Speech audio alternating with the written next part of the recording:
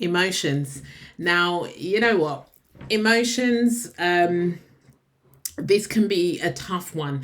So I think I talked a while back about a time where I came home from work and my husband seemed like, I thought he was in a miserable mood. I left it alone. I didn't get involved. And later, when I did talk to him about it, he was totally fine. Anyway, so it got me thinking about this whole thing about emotions and how we respond to them. Now, the thing is, for some of you, somebody sent me a message and said that was a little bit callous. You should go and talk to your husband. But here's the thing: sometimes we need our moods. Like, we need them. They're there for a purpose. They motivate us, they challenge us, they reinforce things, or they prompt us for change, or whatever it is. But for each person, they need their mood. It has popped up for them for a purpose, and it is right for them, and it's up to them to be able to sit with it and follow it and live with it and deal with it and all of that kind of stuff. Now, the thing is, in our society, and I'm talking about the UK, but I feel like pretty much across the world, we have categorized moods and emotions into the good ones and the bad ones. And basically, I get that, because each of them make us feel a particular way, and some of them make us feel good, so we like them, so we call them good moods, and some of them make us feel bad, so we don't like them, so we call them bad moods. But at the end of the day, they're all there for a purpose. Everything that happens is there for you. Okay. And especially the way that you internalize things, it is there for you. Okay. So I really want to be able to get away from this idea about a good and a bad mood.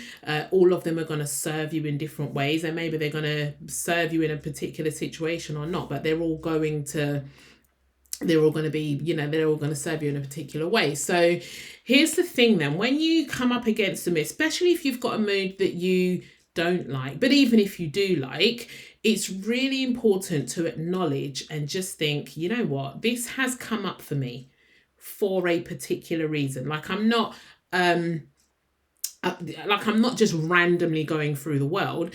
This has come up for me in response to a thing I have said or done or thought.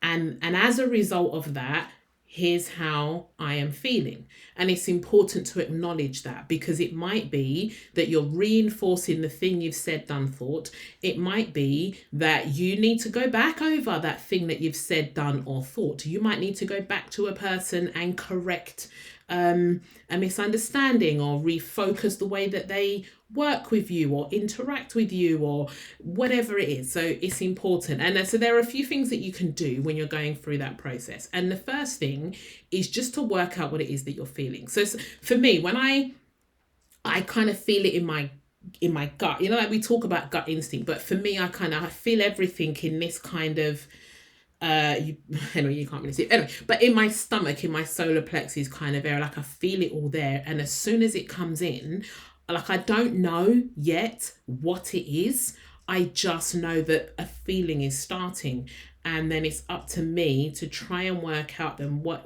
is this, where is it going, what's happening here. And the thing is, when the things that are feeling good for me, they probably feel a bit more like light and fluttery, and the things that are going to turn into an uncomfortable feeling are a bit heavier and tighter. And but that's just what I've noted for me. I mean, you're going to have to sit with your feelings and try and work it out for yourself. But so the first thing is just to try and identify, what is it that I'm feeling? What is this? Give it a name if you can, and work out and understand, is this going to be a thing I'm going to enjoy or not, so you know where you're going with it. So now the next thing, good or bad or otherwise, is you got to acknowledge that feeling is there and thank it. So you've got to be grateful that your body, your instinct, your energy, whatever it is you want to call it, pardon me, is subtle enough and sensitive enough and aware enough to notice that feeling, that you've got the ability to recognize that there is a thing that you have thought, said, or done that needs more attention and needs you to celebrate it or it needs you to go back and correct it. But either way, be grateful that that's there because it is serving you. So just be thankful and grateful that you get to have that kind of emotion. And then the next thing then is curiosity. So once you've worked out what it is, and once you're grateful and you know that it's good that you're noticing that particular thing, the next thing for you then to do is to be curious. Why is it there? What is it that is going on here? What is the message? Do I need to go and change something? Do I need to go and do more of something? Do I need to remind myself, remind others of my boundaries? Do I need to learn something? Like, what is it? So there's a curiosity that you do. And then the next thing is accept, know, and trust that is right for you. Whatever it is, know that it is right for you, that your body is indicating something to you that is right for you. Now, another person might not think it's right for them, and that's okay. Remember, I talked about, not this video, but remember I talked about people's opinions are in their minds and your opinion is in your mind and it's true for you, like all of the stuff. Okay, so it's right for you, for your path, for your journey, for the life experience you've had and the life you're going to have. The emotion is right for you and it serves a purpose there. Like I said, do more, do less, change, whatever it is.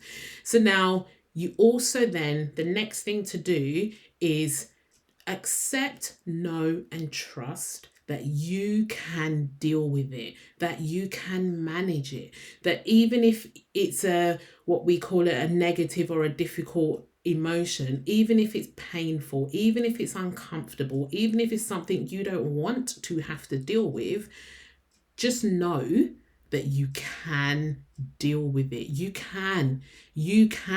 And if you want proof that you can deal with it, well, the mere fact that you're watching this video proves to you that you can deal with it, because guaranteed you have had emotions that you didn't like and you're still here. Okay, so you can deal with it. You will be okay. Regardless of what happens, you will be okay. You have come through everything that you've gone through already and you're still here, so you will be okay. So in the moment of feeling the emotion, know and remind yourself, I can deal with this and I'm going to be all right. I'm always all right. I'll be fine. Okay, and then the last thing then is to follow the message and take the relevant action. So if you ended up in your curiosity bit, if you ended up knowing that you needed to go and change something, go and change that. If you ended up knowing that you needed to go and do more of something, go and do more of it. If you needed to stop doing something, stop. Whatever it is, the final bit is follow it and take action. Okay, so as I said, for that person who said I was a little bit callous, I've had this chat with my husband several times. So on my journey to doing my coach, it's right there, literally it's right there, my accreditation certificate. On my journey to becoming an accredited coach, this whole thing about emotion was a really big part of it. So obviously as coaches, we've got to really be able to manage our own emotions, not take on the emotions of our clients, etc., a whole separate thing. So there you go, something for you to have a think about and play with. But just enjoy your emotions, celebrate them. They're there for you. They're there for you. Love that. It's amazing that you had them. Imagine if you didn't have them. How difficult would life be to navigate? So emotions, love them.